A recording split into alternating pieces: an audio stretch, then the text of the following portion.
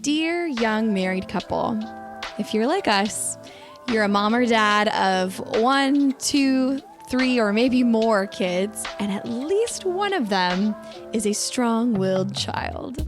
Yes. And right now we are navigating this reality and it's been very interesting. We've had to learn and grow with our 3-year-old. That's for sure. We thought that our 5-year-old was a strong-willed child. She was not.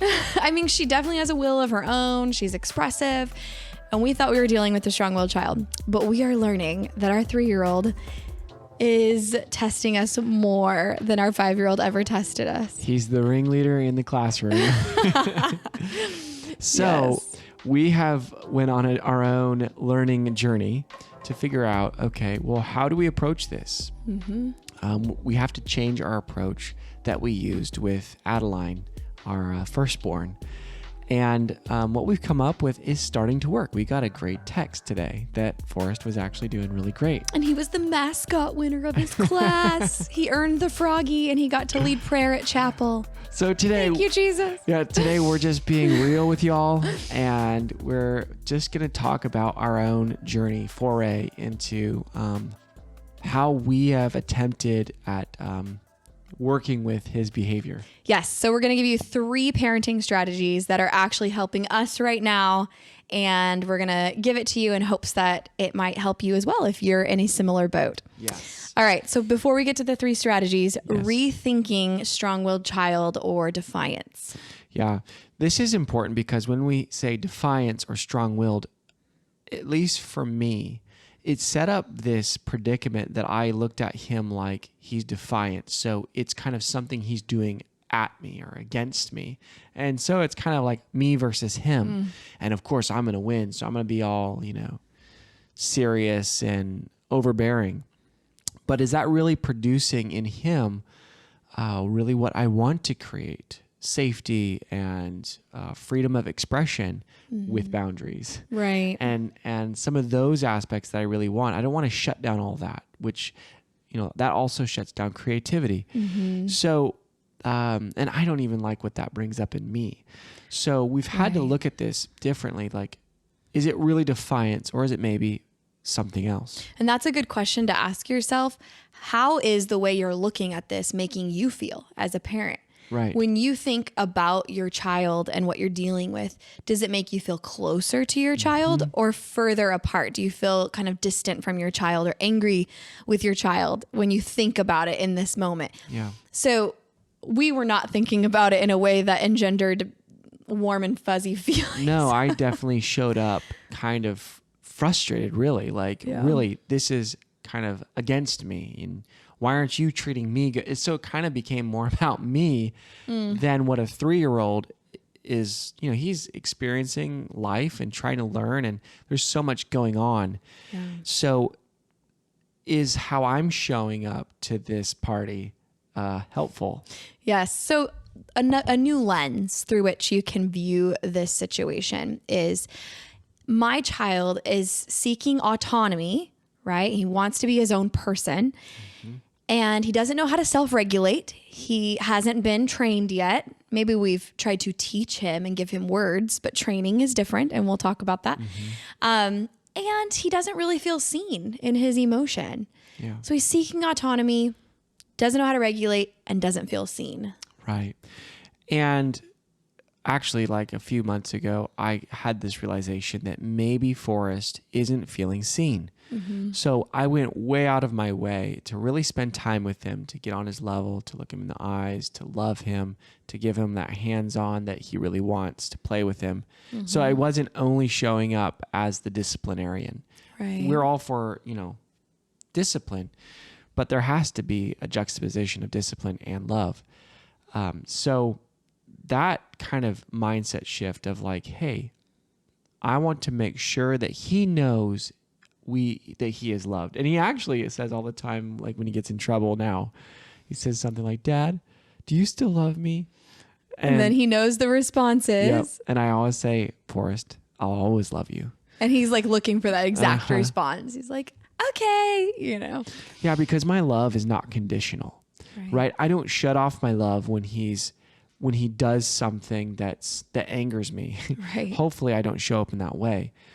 Because it's not the penal system. I'm not trying to punish him for when he does wrong. Right. Because it's not against me, right? We want to train. We're training. So I show up with love. I always try to show up with love. So that was one thing, but it's not enough, I don't think, to only show up like with I see you, because that's not going to always correct his behavior. But he's also needing to be trained with his impulse control. Yeah. Like a 3-year-old has hardly any impulse control. Like, hey, I'm playing with Legos right now. I really don't want to get up because my dad says, come over here. I'd rather play with Legos. So I'm going to play with Legos, like, so, or you could think of 1,000 different things where he hasn't figured out how to regulate. This is what do I do right now? What's the correct thing to do right now? Yep. And I have my own desire to do this. What should I do? Or how to overcome that desire to do this. Mm-hmm. So with that reframe, we're going to give you 3 parenting techniques, parenting tools that we are utilizing right now with Forrest. And so here's number 1, empathy building. One thing that's really helped us, I would say in the last 6 to 9 months, maybe even longer, is a tool called 2 Things Are True. So he's playing with Legos. He doesn't want to get up. We've asked him to get up and do X, whatever that is.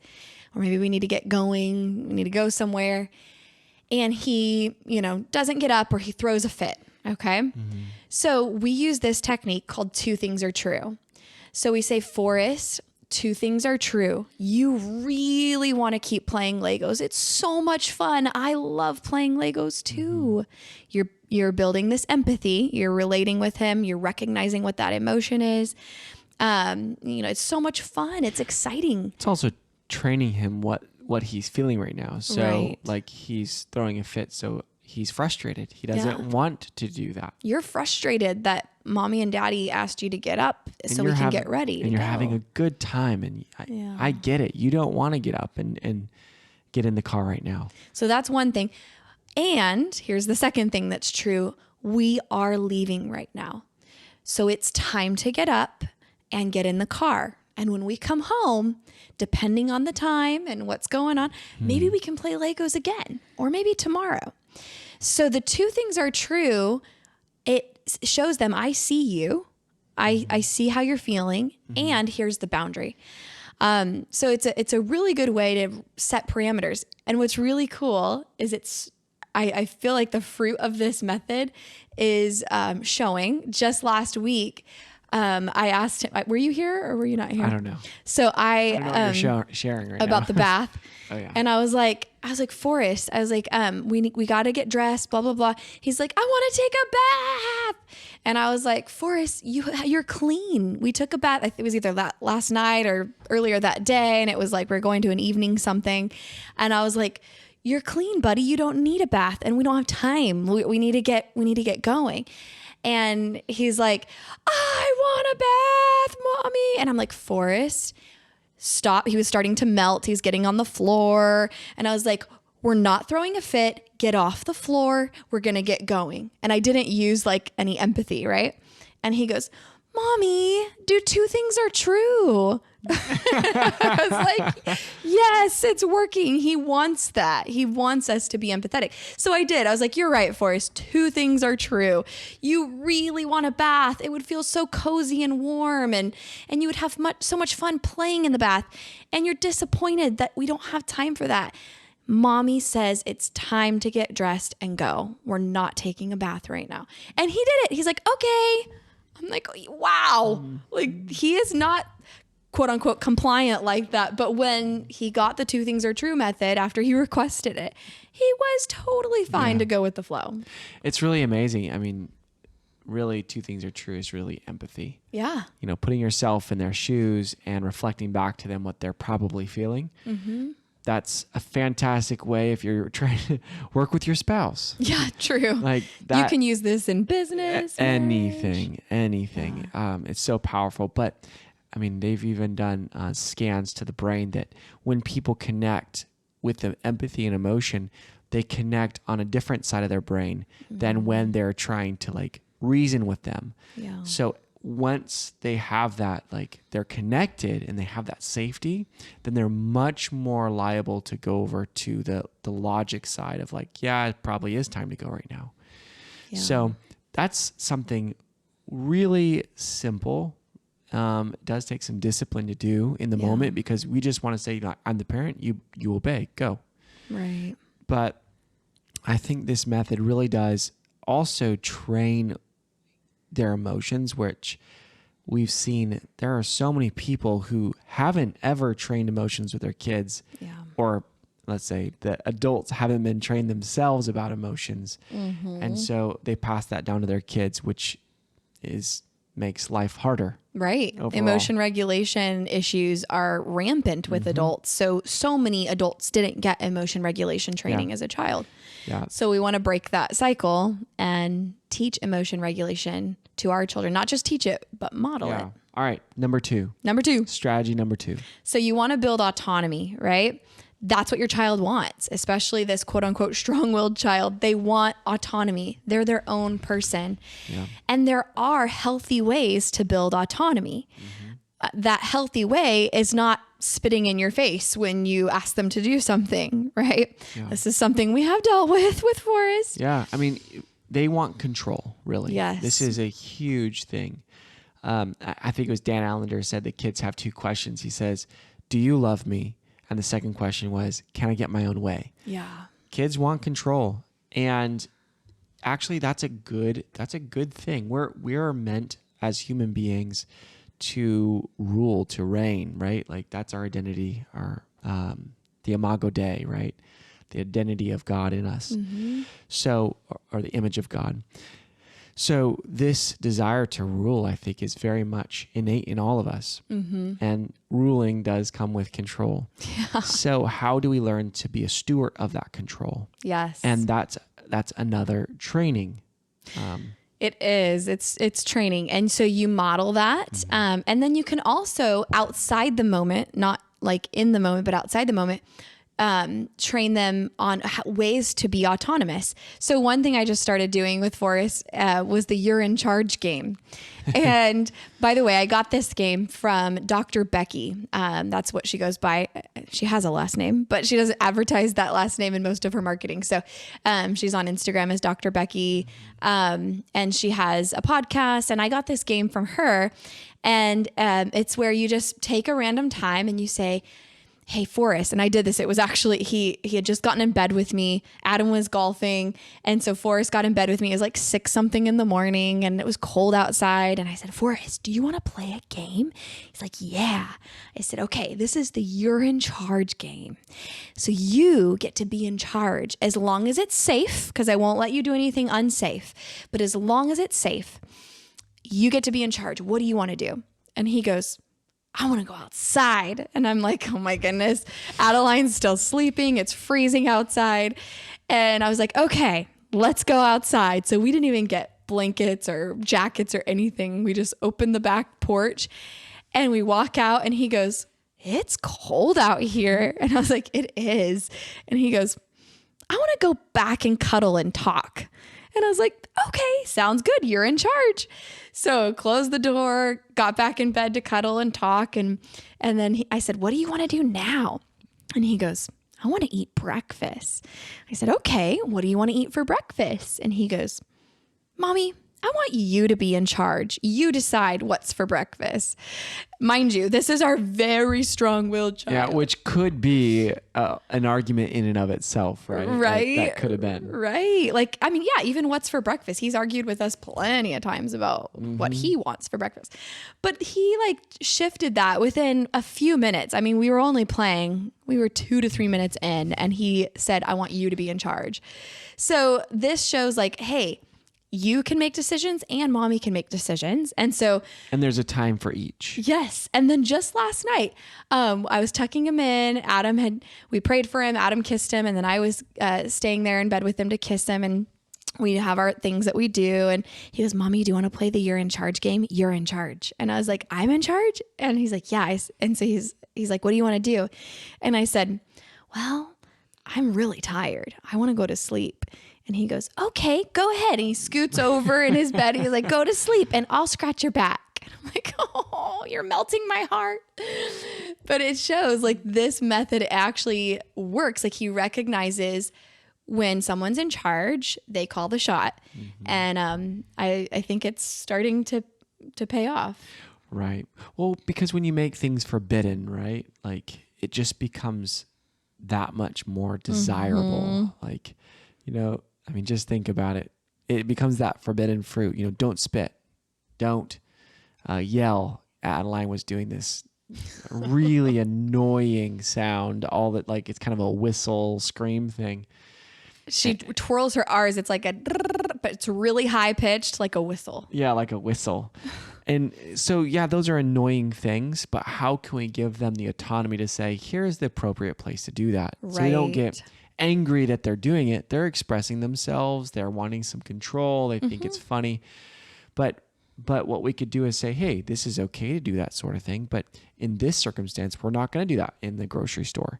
Yeah. But hey, you could go in your room and shut the door and practice. Or as much as you want. They're at school, her teachers or yard duties will say, Adeline, recess is over. I'm about to blow the whistle. Do you want to be the whistle? And her shrill sounds just like a whistle. So like she loves that she can have autonomy in that moment. But the funny thing is now she's not doing it in inappropriate spaces. Now she's only been doing it just because now she's figured out, here's a place that it's appropriate. It's okay if I do this. Yes. Because it's not the whistle that's wrong. Right. It's not actually spitting that's wrong. It's spitting at somebody that's wrong. Right. It's not one of the things we dealt with both kids is saying pee and poop. Forrest loves to say pee and poop, right? He thinks it's hilarious. But the words pee and poop are not bad or wrong. It's just using them in the appropriate context. Right. So what we want to do is not make that the forbidden fruit. Don't say that, right? We say, oh, you want to say that? Okay, go ahead and go in your room, close the door, or go in the bathroom because that's where we poop and pee. And you could say as much as you want. You can even say it loud if you want. You want to go say it loud? And another thing too is you can even join them in that. This is our third one, by the way, impulse control. Okay, so training them impulse control. So not making it a me versus them, but like how can I train them to do it, you know, like, hey, I get that you want to say this because it's so fun to say and I guess think about maybe. So let's go do it in the bathroom together and you could join them. And what's happening is you're taking away this idea that this thing is, you know, I can't do that. Therefore, I really want to do it, right? Well, and when you make it forbidden, we talked about it becomes more forbidden, right? But not only that, it gives its identity charge. It makes it more of an identity behavior. Well, I like saying pee and poop. That's who I am. That's part of my autonomy, right? But you take away the identity from that when you just normalize it in its appropriate context. Well, and if you're joining them in the bathroom and saying pee, pee, pee, pee, poop, poop, poop, like, right. as much as you want, it does take it away of like, oh, that's just a fun thing that I could do, but oh well, it's not something that only I do. Right. So they can explore their identity in a different way. Yes. Yeah. Also with regards to autonomy, kind of going back to number 2, really emphasizing when they do explore their identity in a healthy way. So one thing, like Forrest at 3 years old knows what he wants to wear. I'm sure a lot of you have your young kiddos that know what they want to wear. It's crazy. But like, you know, today he wanted to wear jeans, not what color pants you were putting khakis on him or something. Yeah, pretty much. And I want to wear jeans, Daddy. The khaki, these don't go with this. I And want then to wear jeans. He was sitting down trying to pull down the pant legs to get them down a little bit. Yeah, they're not long enough. Because he's sitting down. And so, you know, instead of, you know, no, we're wearing this, which would have been easier and faster. Adam said, you want to wear jeans, Forrest? Go pick out some jeans. And so when he came back, I celebrated that. I was like, Forrest, you really are your own person. You like to pick out your clothes and you know what you want to wear. You're your own person. And he just was beaming like, yes, like I can make a choice. Yes.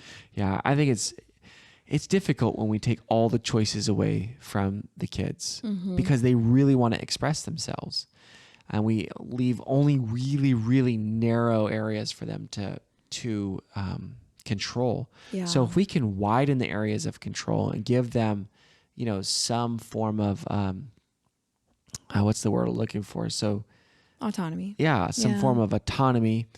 It really could help them just to control their impulses in other places that maybe need to be controlled. So more on impulse control, number 3. So we talked about joining them. That's one way to model. Another way is like doing it in play. So like Forrest has a llama that he loves. And so like having the llama, the llama is playing a game on his iPad, and it's time for the llama to stop playing his game. So this is outside the moment. You're teaching impulse control. You're training them. And you say, what are some things that llama could do when he's upset? He doesn't want to stop playing his game. What could he do? And what she's doing here is bringing him into the brainstorming session of like, not only like, I'm not the only creative one that has to come up with all the different ways of doing things. How about I give this responsibility to you? Yes. And then hopefully some of the things you've been teaching and training will come out in that response. And if not, you can brainstorm and give him some ideas and celebrate that, even if it was only you who came up with the ideas. Like, yeah, high five. He could say, oh man, I'm disappointed. I don't want to be done with my iPad. Maybe I can play again tomorrow. And of course, if you exaggerate it all, he's going to like think it's hilarious. What's happening is you're taking a situation that could have went really bad or maybe did go bad. Maybe it became a you versus him, his will versus your will. And then you made it fun and funny and pointed out, hey, this is the appropriate way of responding to this change. Yes. So there's that one. Also just games like, you're doing rough play. Adam likes to do rough play with Forrest, but setting boundaries on that and saying, okay, we're going to do some fun rough play. We're going to play swords or wrestle. Yeah, that actually helped a lot when we had a place to do that rather than like, he would just walk up with a sword and whack people. We're like, Forrest, you can't do that, right? So we're trying to manage his behavior rather than giving him a safe place or time that he can do that as much as he wants. So it became less of a forbidden fruit. Yes. I mean, that's just another place that we saw that happen. But yeah, rough play, give him a sword. We'll just go at it for a while and then say, okay, now we're done. And even something like red light, green light, you can make the different lights mean different things. Obviously, you have stop and go, and the stop, the red light is where you're teaching impulse control. But you can have them like, orange light is lay on the ground and melt, or purple light is a dance party. I got this idea from Dr. Becky as well. And so they're having fun and they're being silly, but then on red light, they have to stop. Or they have to go back to the beginning of the line, and the first person to the end of the line for the green light part gets a prize. Right, because they really want to run. They really just want to get to that prize, right? They really want to dance or melt on the floor. But they have to learn how to, listen to a command, stop. So I think this is where we could circle all the way back and say, the Bible says to train up a child. That's not to tell up a child or command up a child. It's train. It's good. Training is so much different than telling or logicking or, just using words. Training is very action oriented, examples, putting yourself in the situation, being creative with the situations. Yeah. I think that's what training is. Yeah. So if we could be a little bit more, and this is what we're working on, but being a little bit more open-minded about how we approach the situation, not just from like one direction of like it's us versus him and he's this defiant child that won't listen to us and blah, blah, blah. Maybe he's needing some more training and some more connection and some more experience. Yeah, experience, demonstration. Right? Yeah. So we hope that's helpful to you. Those are some things we're practicing right now. We'll keep you updated on the journey. Maybe every so often we'll do a parenting update. And if you have ideas for us, please share. We would love to hear them. You can DM us, shoot us an email. And by the way, if you have questions, whether that's on marriage or mental health, parenting, you can go to our SpeakPipe and record a question. And we just might feature that question in our episode. You can do that anonymously or you can include your name. But we would love to answer your questions in an Ask episode. It's been a while since we've done an Ask episode. Yeah. So if you like this video, you found it helpful, please like and subscribe if you're watching on YouTube. One last thing, we have an awesome resource. It's a game that you can play with your kids called Having the Talks, because one just isn't enough. And it's all about identity, sexuality, and emotional regulation, all the things that we want to build into our children, and it's talks over time. So you can check out that game. You can get it on Amazon next day shipping, and we'll put the link in the show notes.